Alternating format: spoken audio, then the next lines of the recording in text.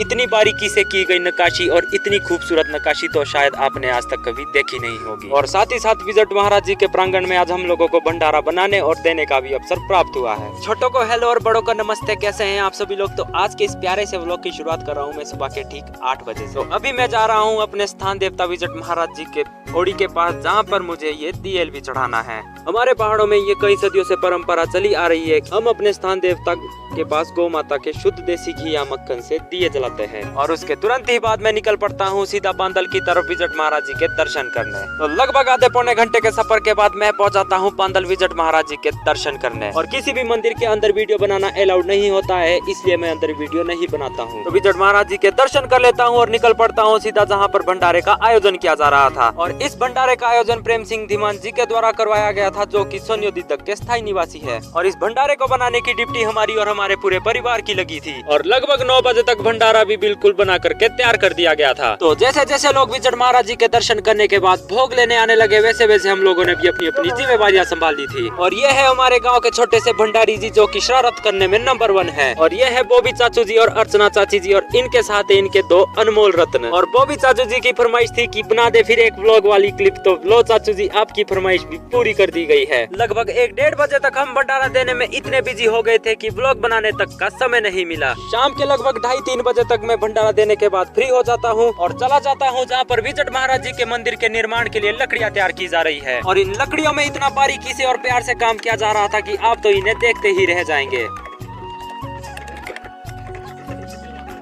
और अब आप इनसे मिलिए, ये है चमन भारद्वाज जी, जो कि अपने इन हाथों से मोर बना रहे हैं। नाम क्या बुझे आपका? चमन भारद्वाज। तो चमन भाई, मैं आप लोगों की इस मेहनत और इन हाथों की कला को तो सल्यूट करता हूँ, क्योंकि ये वीडियो में देखने में और सामने देखने में तो काम बहुत अच्छा लगता है, लेकिन इसके पीछे आप लोगों की मेहनत कितनी लगी है वो तो सिर्फ आप लोगों को ही पता होगा। तो शाम के लगभग 4 बजे तक हमने भंडारा दे करके कर दिया था खत्म, और उसके बाद हम लग जाते हैं भंडारे के बर्तन धोने। और साथ ही साथ आज का ये भंडारा बहुत ही सफल रहा, क्योंकि इस भंडारे से कोई भी श्रद्धालु भूखा नहीं गया है। अपना सारा काम निपटाने के बाद हम निकल पड़ते हैं सीधे घर की तरफ। और अगर आप लोगों ने मेरा ब्लॉग यहाँ तक देख ही लिया है तो कमेंट बॉक्स में जय विजट महाराज भी जरूर लिख दे। तो लगभग 20 से 25 मिनट के सफर के बाद हम पहुँच जाते हैं वापसी घर।